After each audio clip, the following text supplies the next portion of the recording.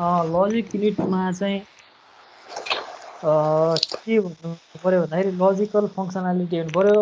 अरिङ, ending, एक्सरिङ, complement गर्ने काम त्यो चाहिँ लजिकल युनिटमा हुनु पर्यो। र त्यसको लागि चाहिँ एकदमै सिम्पलेस्ट आइडिया छ। लजिक युनिटको लागि हामीले अर्थमेटिक अपरेसन जसरी धेरै टाउको दुखाइरहनु पर्ने पर्दैन डिजाइनको लागि। हामीसँग पहिलो कुरा चाहिँ के हो भन्दाखेरि यो सिलेक्सन लाइनलाई चाहिँ एएलयुको अपरेसन चाहिँ सिलेक्सन बेस्ड नै हुनुपर्छ।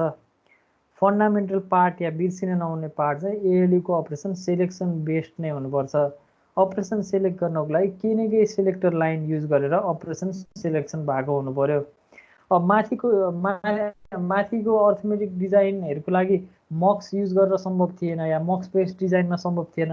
हामीले कस्टम सर्किट क्रिएट गर्थ्यौँ अनि जुनले गर्दाखेरि यो सिलेक्सन लाइनमा जे आयो त्यो अनुसार यो इनपुटमा जाने भ्यालुहरू चेन्ज हुन्थ्यो र त्यो एडरमा जान्थ्यो र अनि त्यसले रिजल्ट जेनेरेट गर्थ्यो। भने लजिकको लागि हाम्रो के सजिलो छ भन्दाखेरि अब हामीसँग लजिक अपरेसन गर्ने, हामीले दुनियाँ फुल एडर एड गर्ने या अरू सर्किटहरू एड गर्नुपर्ने जरुरत छैन। हामीसँग लजिक छ र त्यही लजिक युज गरेर हामीले जे छ आउटपुट त्यो मक्समा फिड गरिदिन्छ र त्यो आउटपुट मक्सले दिइदिन्छ। जस्तो हामीलाई अरिङको काम गर्नुपर्ने छ भने S1 र S0 मा 0 पठाइदियो भने सिम्पली अरिङ आउटपुट एफआईमा आउने भयो। FI equals to AI or BI हुने भयो। यदि यहाँ 0 पठाइएको छ भने, यदि यहाँ 01 पठाइयो भने एआई एक्सर बिआईको आउटपुट चाहिँ एफआईमा आउने भयो। 02 पठाइयो भने 02 भनेको 10 पठाइयो भने यसमा एन्डिङ भयो। 11 पठाइयो भने एआईलाई इन्भर्ट गरेर एफआईमा पठाइदिने भयो। यो चाहिँ के भयो त सिङ्गल स्टेज लजिक सर्किट भयो। अघि हामीले माथि सिङ्गल स्टेज अर्थमेटिक सर्किट बनाएको जस्तै यो सिङ्गल स्टेज लजिक सर्किट भयो। अब मैले भने जस्तै कम्बिनेसनल लजिक सर्किटमा जहिले पनि यो सिलेक्सनको कन्सेप्ट चाहिँ नभुल्नु, या सिलेक्सन चाहिँ हुनैपर्छ। अनि यही सिलेक्सन गरिरहेको काम छ नि, हामीले पछि पढ्छौँ नि इन्स्ट्रक्सन, कम्प्युटर इन्स्ट्रक्सन भनेर पढ्छौँ। त्यो इन्स्ट्रक्सन चाहिँ खासमा के हो भने यो सिलेक्सन लाइनमालाई दिने भ्यालुहरू भनेको चाहिँ इन्स्ट्रक्सन भयो।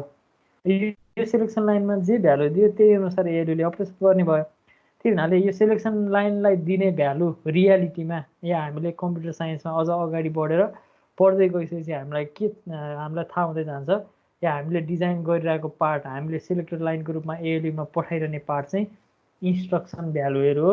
त्यही इन्स्ट्रक्सन भ्यालुलाई लिएर चाहिँ प्रोसेसरले के काम गर्ने हो त, के एक्ट गर्ने हो, या दिएको डाटामा के एक्सन लिने हो त्यो काम गर्छ। त्यही हुनाले एएलयुमा सिलेक्सन हुनु मस्ट।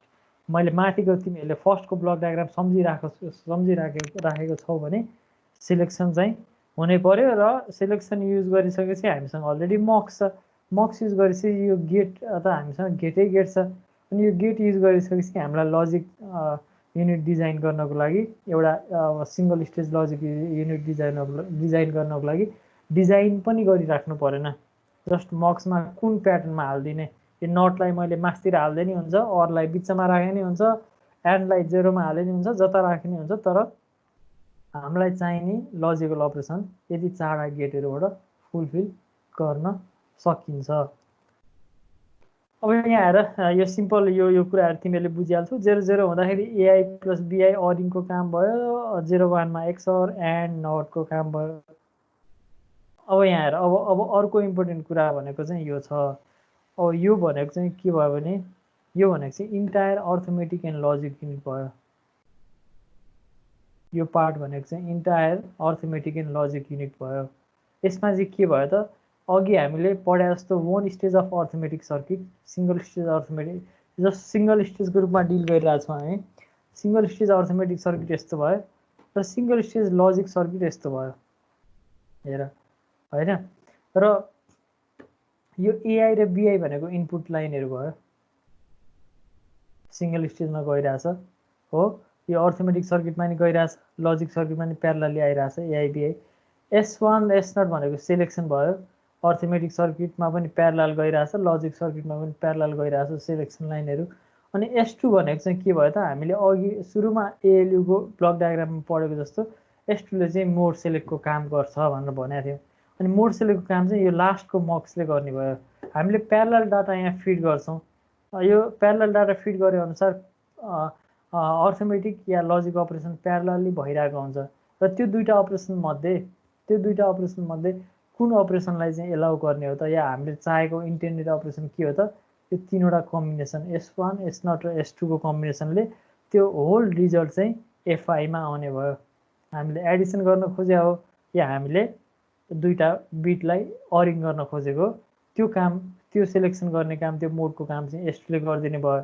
र त्यो बाहेक इन्टरनल माइक्रो अपरेसन भनौँ, माइक्रो अपरेसन भने एउटा युनिट अफ अपरेसनलाई प्रोसेसरको भाषामा माइक्रो अपरेसन भनिन्छ।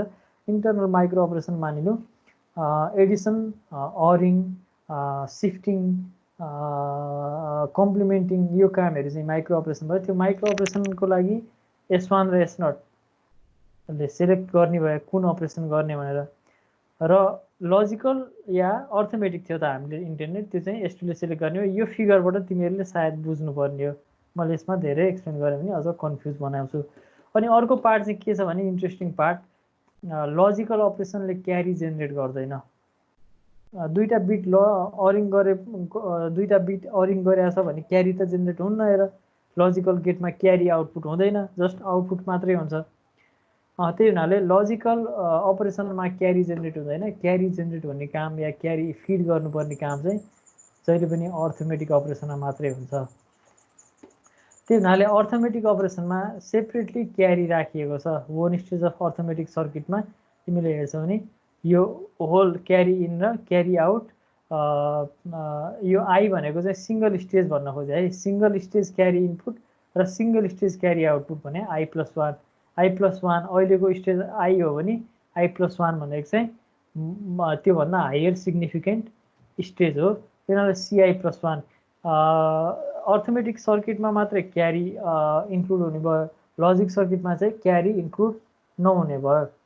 र यसरी के भयो त, यो युनिट भनेको चाहिँ एज अ होल, अब चाहिँ यो चाहिँ whole arithmetic and logic unit, यो चाहिँ कम्प्लिट ALU भयो। ALU को डिजाइन चाहिँ यसरी हुन्छ। र के छ भन्दाखेरि ALU को डिजाइन नै गर भनेर सर्किटमा चाहिँ सोधेको छैन है तिमीहरूलाई, या इक्जाममा अहिलेसम्म सोधेको छैन र सिलेबसले सायद त्यसलाई इम्फेसाइज गराएको छैन।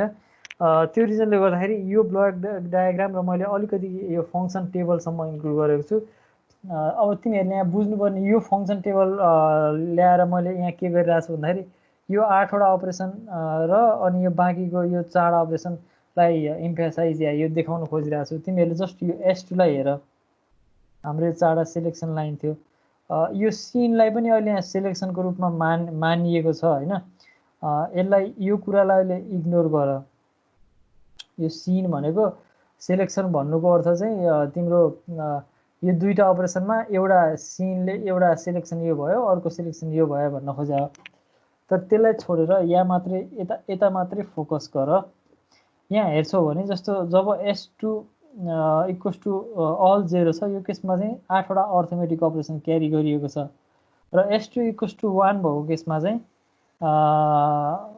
यो लजिकल अपरेसन क्यारी गरिएको छ, जुनमा चाहिँ क्यारी चाहिँ डोन्ट केयर छ। हामीले क्यारीलाई युज गर्दैनौँ, क्यारीको कुनै इनपुट या आउटपुट केही सिग्निफिकेन्स छैन, किनभने क्यारी लजिकल युनिटसँग एट्याच नै छैन। र यो अर्थमेटिक एन्ड लजिक युनिटको फङ्सनल डायग्राम चाहिँ यो भयो। यो क्यारीलाई चाहिँ तिम्रो इनपुटको रूपमा हेरिँदैन, यसलाई यो सिलेक्सनको रूपमा राख्नुको रिजन चाहिँ यो दुईवटा अपरेसन भएको हुनाले ALU मा यसरी राखेको छ, यो बुकमा राखेको भएर यही रिफरेन्समा राखेको हो। र योबाट तिमीहरूले फर्दर ALU नै डिजाइन गर्न चाहन्छौ भने, ALU नै डिजाइन गर्छौ भने चाहिँ तिमीले यो इनपुटमा के राख्नु पर्यो, S2 S1 र S0 सहित, या यो S2 लाई नराख्ने, किनभने S2 अलरेडी मक्स हो भन्ने हामीलाई थाहा छ। S1 र S0 लाई राखेर तिम्रो अर्थमेटिक सर्किट माथि बनायौँ, अनि त्यो मक्सवाला सर्किट हाम्रो यहाँ रेडी छँदैछ। अनि त्यो दुईटै सर्किटलाई जोडेर भन्न खोजेको, जुन हाम्रो यो मक्सवाला सर्किट छ, यो मक्स भएको सर्किटलाई जोडेर र यो सर्किटलाई जोडेर यो चाहिँ यो सर्किटलाई जोडेर तिमीहरूले अब एउटा सिङ्गल स्टेज एएलयु बनाउन सक्छौ। सायद तिमीहरूले इमेजिन गरेर यसो गरेर कनेक्ट गरेर पनि जोड्न सकिन्छ भन्ने बुझ्यौ पनि होला। अनि यसरी मल्टी स्टेजमा लानु पर्यो भने जसरी अर्थमेटिक सर्किटलाई हामीले मल्टी स्टेजमा लगेका थियौँ त्यसै गरी नै यो एएलयु सर्किटलाई होल एएलयु सर्किटलाई मल्टी स्टेजमा लान पोसिबल हुन्छ। र के गरिन्छ भन्दाखेरि यो S0 र S1 चाहिँ सबै सर्किटको लागि कमन हुनु पर्यो सिलेक्सन लाइनहरू।